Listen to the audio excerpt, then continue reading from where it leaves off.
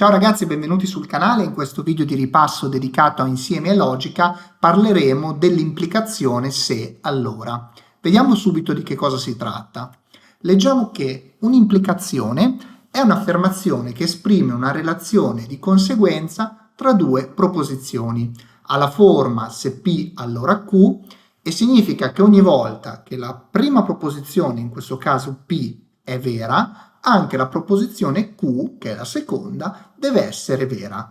Vediamo subito un esempio pratico. Prendiamo quindi due proposizioni. La prima, P, Firenze è una città italiana. La seconda, Q, Firenze si trova in Europa. Bene, costruiamo l'implicazione se P allora Q. Questa implicazione quindi diventa: se Firenze è una città italiana, allora Firenze si trova in Europa.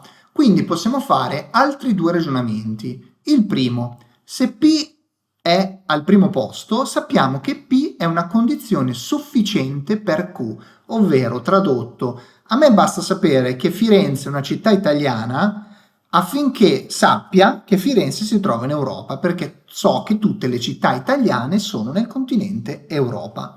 Invece Q è una condizione necessaria per P. Affinché Firenze si trovi in Italia, necessariamente deve trovarsi in Europa. Quindi funzionano in modo diverso una rispetto all'altra.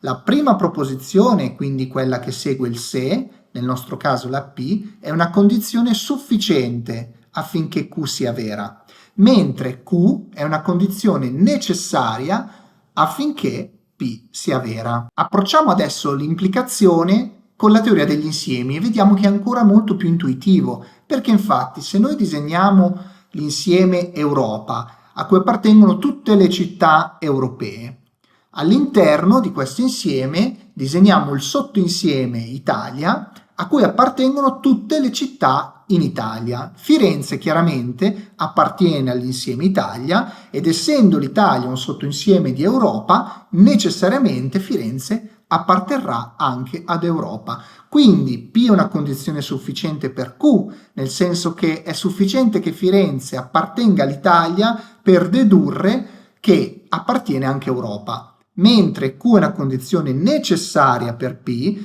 perché per appartenere all'insieme Italia, Firenze deve per forza necessariamente appartenere anche all'insieme Europa. Vediamo adesso un esempio un po' più matematico, tra virgolette, utilizzando appunto degli enunciati aperti, perché infatti le implicazioni funzionano con le proposizioni, ma anche in generale con i predicati, o meglio, se preferite, enunciati aperti. Prendiamo il primo, infatti, Px.